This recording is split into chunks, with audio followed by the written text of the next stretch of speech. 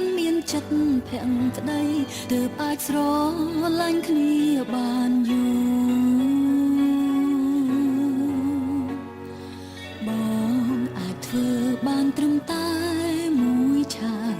ពេលនេះបងចាប់ផ្ដើមរអូ